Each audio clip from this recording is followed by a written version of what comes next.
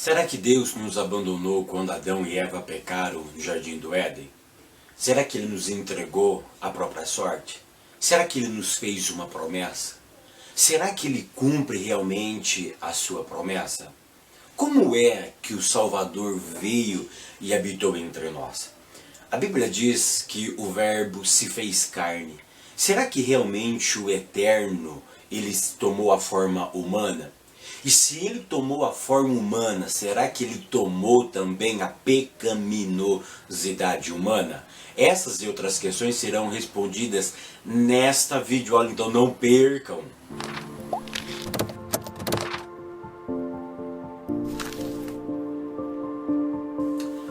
A paz, queridos, que bom estarmos aqui novamente no nosso programa semanal da Escola Bíblica Dominical para darmos sequência à nossa série de estudos bíblicos baseado no tema A Obra da Salvação. Jesus é o caminho, a verdade e a vida. E hoje chegamos à lição de número 3. A lição de número 3 tem como título a salvação e o advento do Salvador. A leitura bíblica em classe se encontra no Evangelho de João, capítulo 1, do verso 1 ao verso 14. Evangelho de João, capítulo 1, do verso 1 ao verso de número 14. Hoje o nosso foco vai ser sobre a vinda do Messias. E eu quero, antes de começar aqui, dar uma satisfação para vocês sobre o concurso da CPAD, onde eu pedi para vocês enviarem os seus comentários e assim foi impressionante a maneira que vocês me responderam. Eu quero agradecer a todos vocês, tá, que responderam ou também que não deu para responder, mas que tentou, enfim, a todos vocês que de certa forma colaboraram. Tá bom? Eu não vou poder concorrer ao prêmio, por quê?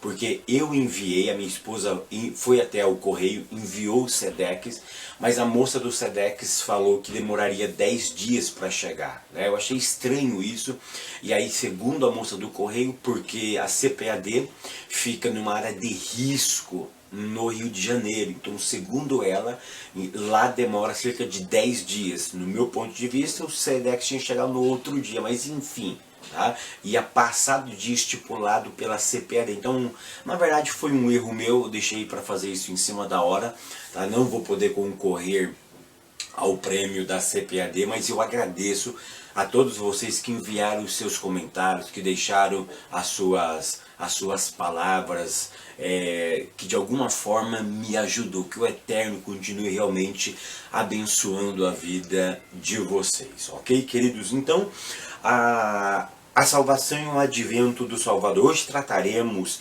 da chegada do Messias. E uma das coisas que eu fico muito feliz quando eu leio essa ideia, tá? E eu aprendo algumas coisas. A primeira coisa que eu aprendo quando eu leio essa revista, quando eu leio essa ideia, quando eu leio João, é que o que era apenas uma promessa se torna uma realidade. João, no capítulo 1, ele vai falar daquilo que ainda era uma promessa, aquilo que não estava entre nós, aquilo que existia em um outro lugar, numa dimensão subjetiva, numa dimensão espiritual. Mas agora aquilo que está tão longe, agora começa a se aproximar e ele entra entre nós. Ele habita entre nós. Então aquilo que era uma promessa se torna uma realidade. Aprenderemos que Deus não nos abandonou. Presta atenção, nem no pecado e pelo pecado. Eu vou repetir. Deus não nos abandonou, nem no pecado e nem pelo pecado. Então nós temos duas verdades aqui. A primeira verdade que nós vamos aprender nessa lição é: aquilo que era uma promessa se torna uma realidade. Aquilo que estava tão distante, que estava do outro lado, aquilo que era subjetivo para Abraão, para Moisés, para Davi, para Salomão, para os profetas, para os santos do Antigo Testamento, agora se torna uma realidade. E uma outra verdade que nós vamos aprender nessa lição, que Deus não nos abandonou, nem pelo pecado, nem pelas causas do pecado, e nem no pecado. Ou seja, Deus nos prometeu que nos livraria. É claro que isso depende exclusivamente de mim também. Eu preciso querer estar, eu preciso querer sair, eu preciso desejar estar com o Eterno, mas a iniciativa é do Eterno, a iniciativa é de Deus, de me ajudar, de me salvar, de libertar-me do pecado e das suas consequências. Ou seja, então isso é muito interessante. Deus não nos abandonou, nem no pecado e nem pelo pecado. Ele sempre esteve conosco, nos proporcionando salvação, nos proporcionando uma promessa de vida e de vida com abundância. O tópico primeiro diz assim, um anúncio do Messias, o anúncio do nascimento do Salvador. Olha que interessante, ele era anunciado no Antigo Testamento. Será que Jesus foi anunciado no Antigo Testamento? Ponto 1. No Antigo Testamento. A referência que o autor nos dá é de Lucas capítulo 24, verso 27. Eu já preguei muito sobre esse texto, é tão interessante que Jesus, caminhando junto com os dois discípulos a caminho de Emaús, ele para e ele começa a relatar tudo o que acerca do Messias estava escrito desde a lei até os profetas. Ou seja, preste atenção no que eu vou dizer. Jesus, ele era um estudioso da época. Jesus era um rabino. Jesus, ele era um mestre. E deixa eu dizer uma verdade, todos os estudiosos do Antigo Testamento, todos os estudiosos da época de Jesus, os rabinos, os mestres, os moré, os professores, eles tinham a certeza, eles tinham conhecimento pleno de que toda a Torá, todos os 5 primeiros livros da Bíblia, Gênesis, Êxodo, Levítico, Número, Deuteronômio, todos os profetas, todos os livros escritos, todo o Antigo Testamento que o judeu chama de Tanar, que é um acróstico que significa Torá, Neviim, Torá é lei, Neviim, profetas, Ketuvim, os livros escritos, ou seja, todo o compêndio da Bíblia hebraica, que tem os seus 39 livros, toda essa composição mencionava quem? Jesus. Mencionava quem? O Messias. A chegada do Messias. Mencionava algum aspecto da vida do Messias. Então em Lucas capítulo 24, verso 27, deixa claro que os mestres judeus tinham esse conhecimento que todo o Antigo Testamento o mencionava. E quem foi? Pergunta isso para a sua classe. Quem foi? Eu pergunto para você também. Quem foi o primeiro ser a mencionar a vinda do Messias? Esse texto vocês não podem errar por nada. É Gênesis capítulo 3, verso 15, que da semente da mulher nasceria um que esmagaria a cabeça da serpente. Ou seja, Gênesis 3,15, o próprio Deus fez o anúncio da vinda do Messias, ok? E depois ele foi anunciado por Moisés, por Davi, por Salomão, foi anunciado pelos profetas, por Isaías, por Jeremias, por Ageu, e todos os profetas foram anunciando a vinda e a chegada do Messias. Ponto 2. Anunciado pelos anjos.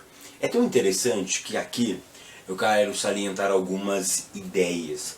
E a primeira ideia que eu quero salientar é o seguinte, que quando o anjo Gabriel chega a Maria, uma jovem que ainda não tinha consumado o casamento, uma virgem ainda, e ele chega para ela e diz: Maria, não temas, porque você vai receber a visitação do Mestre. No seu ventre vai ser concebido o Messias. Você ainda não provou do ato sexual, mas Deus vai gerar dentro de você, pelo poder do Altíssimo, o Salvador.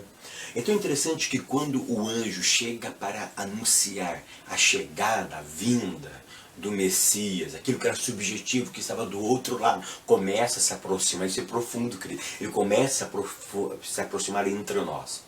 O que eu quero salientar aqui é o seguinte, que o anjo Gabriel, será que ele sabia de quem ele estava anunciando? É claro que ele sabia. O anjo Gabriel sabia de quem ele estava anunciando. A segunda ideia que está explícita aqui é que os outros anjos, lembra aqueles pastores que estavam trabalhando e de repente um coro celestial aparece e começa a cantar? Preste atenção no que eu estou dizendo. Aqueles outros anjos, a qual a Bíblia não menciona o seu nome, tá? Com certeza é uma classe angelical. Eles conheciam de quem eles estavam anunciando. Então a terceira ideia que eu quero trazer aqui é o seguinte, que Jesus, ele era conhecido no céu. E isso é tão interessante que se eu leio o Antigo Testamento inteiro, alguns personagens que moravam no céu, eu e você conhecemos. Por exemplo, o Eterno. O Eterno nós conhecemos que mora no céu porque é o Eterno, é o próprio Deus. Nós conhecemos que mora na eternidade, que mora no céu, no Antigo Testamento, os querubins. Tinham 6 asas, com 2 cobriam os rostos, com 2 voavam, com 2 cobriam os pés. Nós sabemos que existia Gabriel, nós sabemos que existia Miguel, porque quando Gabriel veio trazer a notícia para Daniel, ele teve um probleminha na parte superior e precisou da intervenção de quem? Do arcanjo Miguel. Então perceba que nós conhecemos elementos, nós conhecemos Lúcifer, que na Bíblia chama de querubim da guarda ungida, e depois ele se transforma por Satã, por Satanás, pelo diabo, pelo acusador. Então perceba que nós conhecemos elementos espirituais, seres espirituais do Antigo Testamento. Mas você consegue perceber que existe um ser que ele não tinha sido revelado à Terra? Então é isso que eu quero que vocês entendam, que no Antigo Testamento existiam seres celestes que eram conhecidos na Terra. Mas existia um ser que era conhecido no céu, mas era desconhecido na Terra. E esse ser quem era? Era o próprio Senhor Jesus. Por isso que a terceira ideia que eu aprendo aqui é: ele era conhecido no céu, mas oculto na terra. Isso é muito profundo. Ponto 3, fala sobre desfrutado pela humanidade. Neste ponto, tanto os pastores quanto os sábios, eles estavam representando quem? Lembra aqueles sábios que vieram do Oriente e foi até na cidade de Belém para adorar um menino Jesus? Esses seres que se aproximaram, que procuraram um menino ainda muito pequeno, ainda no seu nascimento, no seu recém-nascimento, eles estavam representando quem? Toda a humanidade. Eles estavam, claro que isso é subjetivo, está implícito no texto, eles estavam representando a carência de Deus na vida do homem. Eles estavam representando a verdade máxima que o apóstolo Paulo diz à carta aos Romanos, que todos pecaram e destituídos, carentes estão da glória de Deus. Isso revela que eles estavam esperando a vinda do Messias para preencher o vazio da sua alma. Ou seja, então esses pastores, esses sábios, eles estavam representando a nossa carência. A carência que o ser humano tem em buscar o eterno. O que eles estavam representando aqui é a perda do Éden. Ou seja, aquilo que o homem perdeu no Éden, ainda, preste atenção, antes de Cristo, não tinha sido preenchido na sua totalidade. Eu vou repetir. Então perceba o que eu vou dizer agora. Aquilo que eles perderam no Éden, aquilo que a humanidade perdeu no Éden, ainda não tinha sido preenchido em sua totalidade. E esse preenchimento, essa carência, esse vazio só foi preenchido na sua totalidade com a vinda do Messias, com o processo da sua morte e da sua ressurreição, aonde nos devolveu novamente o direito de entrar na presença do Eterno, onde nós podemos novamente sentir a sua glória. Eu sei que a totalidade dessa glória será no escato, será na escatologia, ainda vai acontecer, mas o que eu quero dizer é o seguinte: já aconteceu, tá? Já aconteceu. Já aconteceu, a restauração já aconteceu e nós podemos sentir o antigozo dessa restauração aqui ainda com esse corpo marcado pelo pecado, mas nós podemos já sentir essa presença. Então esses pastores representam toda a humanidade. E uma outra coisa que eu quero que vocês percebam aqui, que essa busca pelo Eterno, essa busca pela carência do Eterno só foi possível, e isso é bíblico. Isso não adianta, isso não é calvinismo, isso não é arminiano, isso é bíblico. É porque Deus tomou a iniciativa de visitar o homem. Ou seja, essa busca pela carência de Deus só foi possível porque o Eterno iniciou. O Eterno desejou visitar o homem. Então eu aprendo mais uma coisa, que não basta Deus estar aqui. Temos que querer estar com Ele. Então perceba que a ideia foi, Ele se aproximou entre nós. Ele veio entre nós. E quando Ele esteve aqui, o homem desejou ir atrás dele. Então não basta Deus estar aqui. Nós precisamos querer estar com Ele. O tópico 2 diz assim: a concepção do Salvador.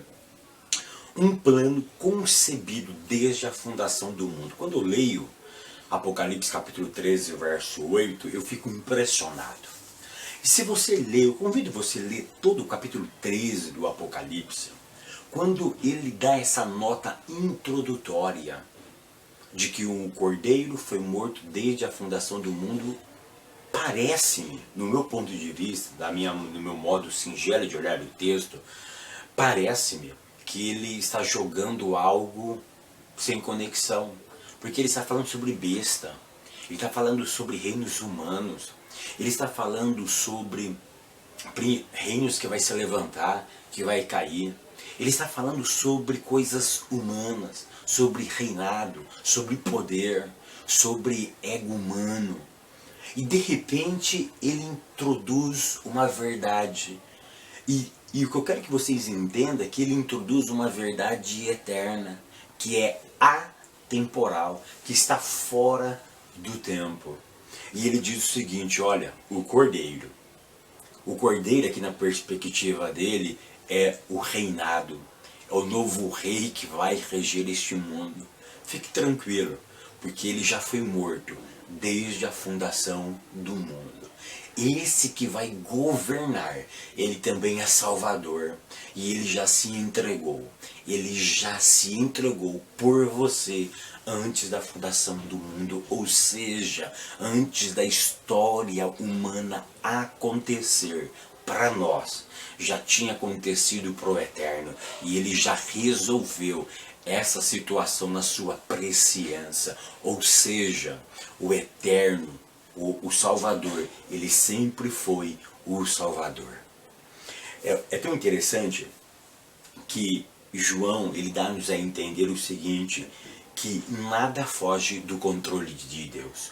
Pode levantar besta, descer besta, pode levantar falso profeta, descer falso profeta, pode levantar impérios, pode descer impérios, mas o que ele fez é desde a fundação do mundo. Ou seja, nada pode apagar o seu plano. Ele trabalha naquilo que nós chamamos de atemporal, fora do tempo. Ou seja, aquilo que para vocês parece perdido, para mim, para o Eterno, eu já fiz antes da fundação do mundo. Ou seja, nada pode apagar aquilo que eu já fiz, porque eu fiz antes que vocês existissem, só para mostrar para vocês o poder e a autoridade que eu tenho.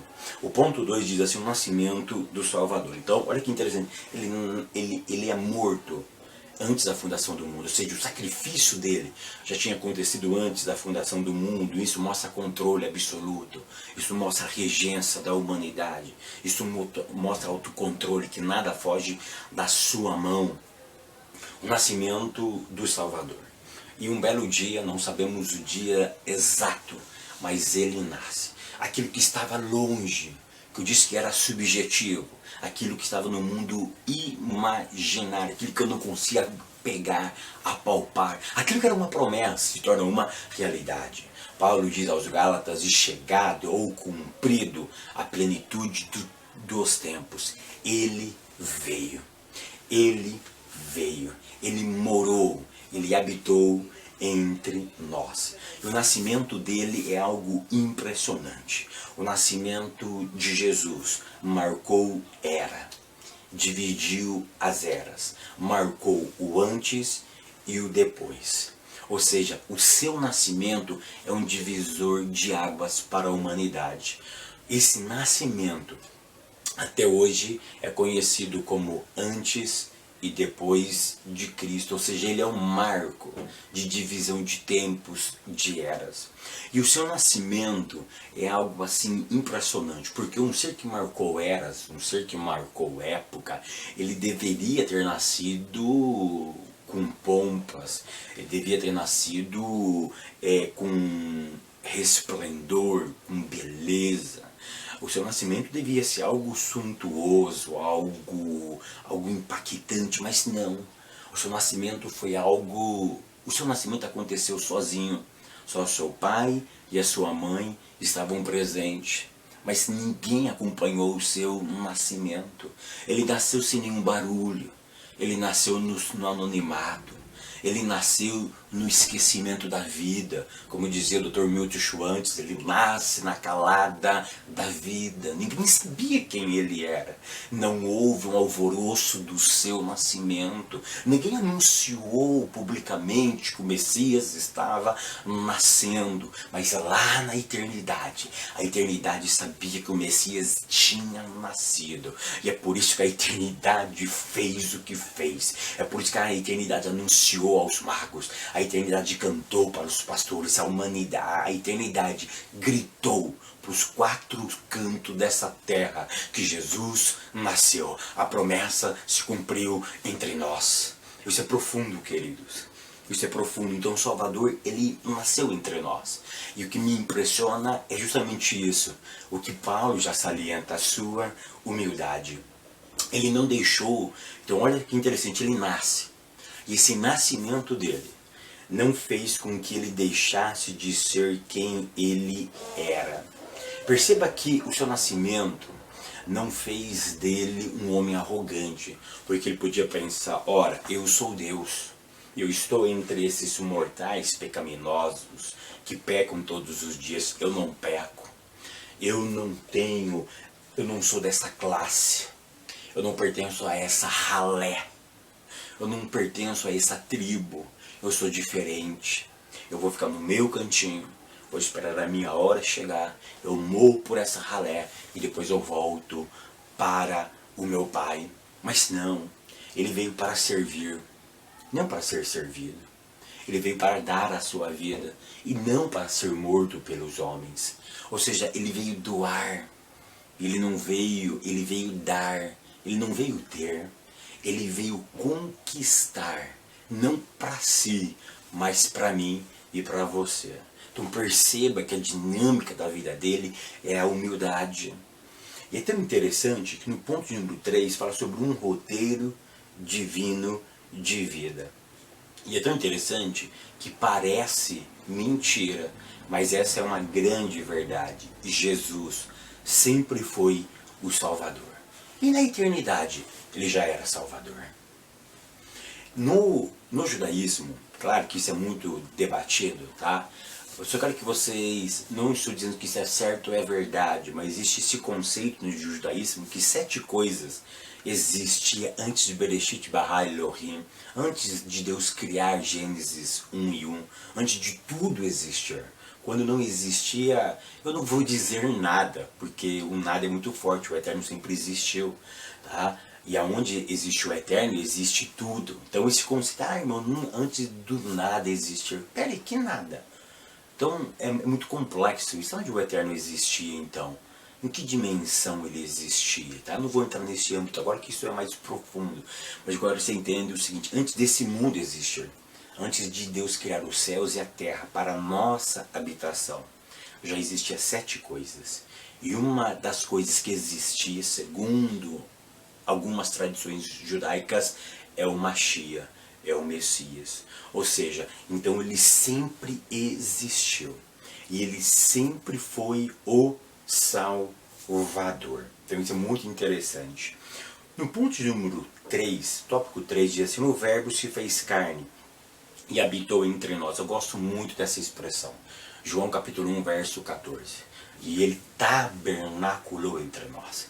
Ele armou a sua tenda e ele veio morar entre nós. A tenda dele está armada.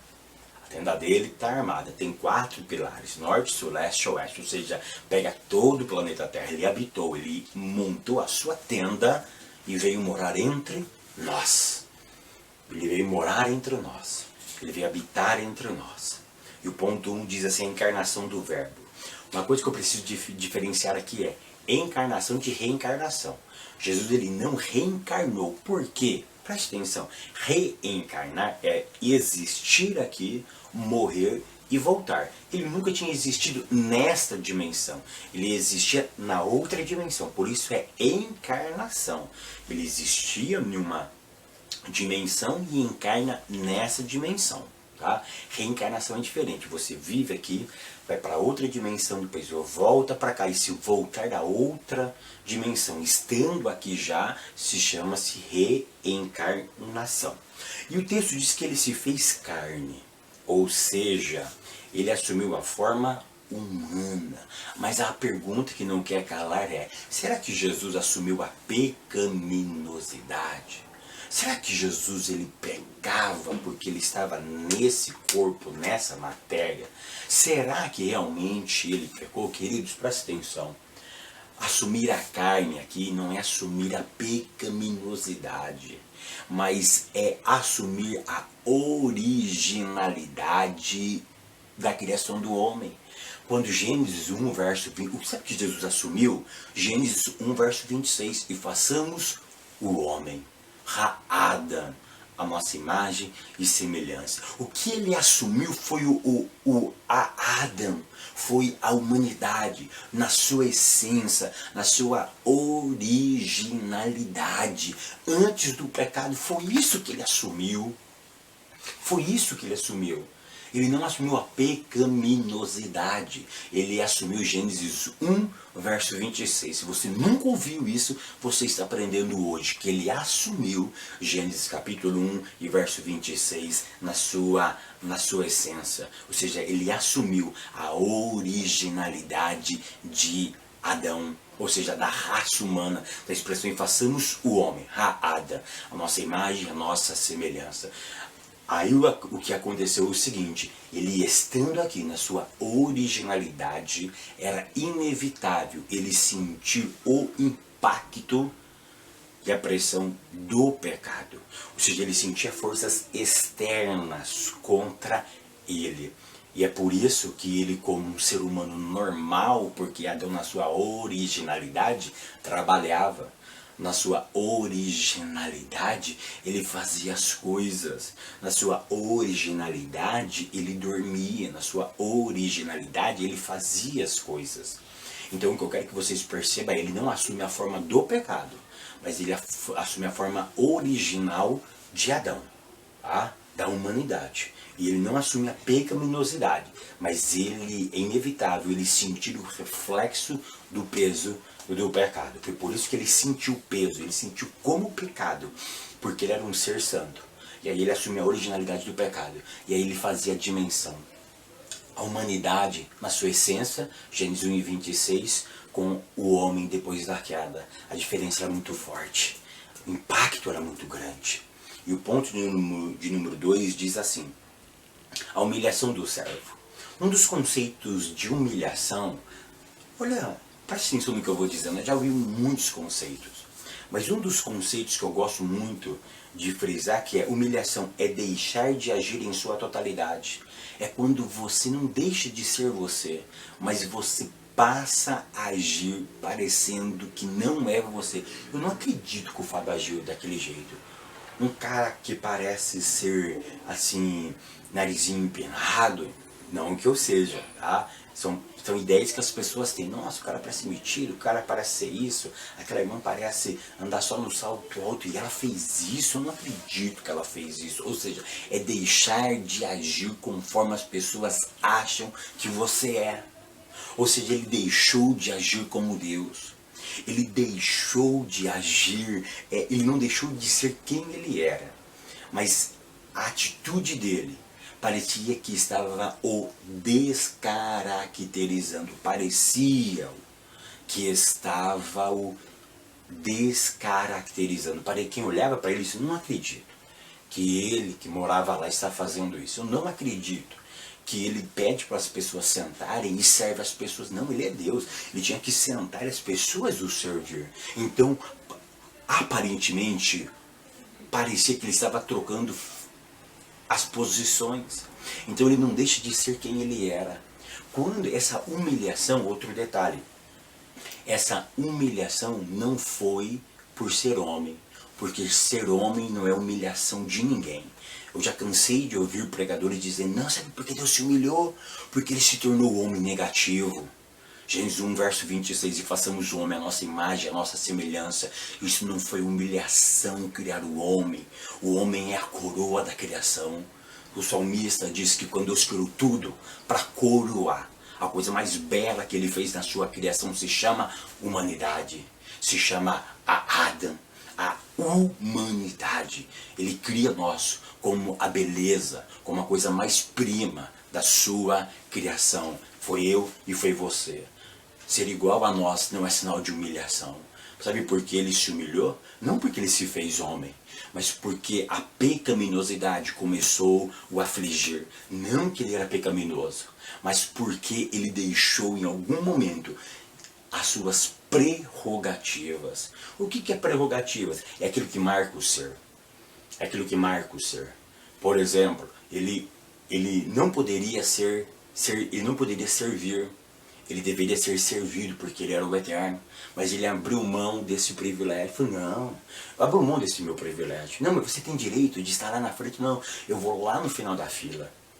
Não, mas você é pastorzão, passa aqui na frente, come primeiro. Não, não, eu sou igual a vocês. É essa a ideia da humilhação. Ele deixou de usar as suas prerrogativas divinas. Ele deixou. Olha que interessante, ele sempre fazia as coisas e sempre se referia ao quê? Eu cumpro a vontade do meu pai. Eu não faço nada que eu quero. Eu cumpro tudo aquilo que o meu pai quer que eu faça. Eu sou subordinado a ele. O ponto de número 3 diz assim, o exemplo a ser seguido. Para ele, não importava quem ele era, mas o que ele estava fazendo para agradar o seu pai. Ou seja, o exemplo de humildade dele deve ser a nossa prerrogativa. Eu devo olhar para ele e me espelhar. Será que realmente nós seguimos o seu exemplo? Será que no cotidiano da vida nós somos arrogantes? Será que nós usufruímos dos nossos, de algumas coisas que nos é conferida? Um dia uma irmã, elas estavam saindo para uma igreja e chegou, a igreja estava lotada. E uma irmã olhou para a outra e disse, onde nós vamos sentar? E essa irmã olhou para ela e disse, você eu não sei, mas eu sei onde eu vou sentar. Ela estava se referindo ao seu marido, porque o marido dela era o pastor, um pastor denominado da alta. Então ela tinha lugar privilegiado. A outra irmã, quem era o marido da irmã? Então qualquer, você eu não sei, mas eu sei. Por quê? Porque o meu marido vai sentar lá em cima. E eu, como sou esposa dele, tenho um lugarzinho reservado para mim. Então você percebe que são essas coisas que nós devemos seguir em Cristo. O exemplo de humildade. Ele, apesar de ser o quem ele era, um ser inagualável, um ser ímpar, um ser sem nenhuma expressão de comparação, não comparou ele com nada.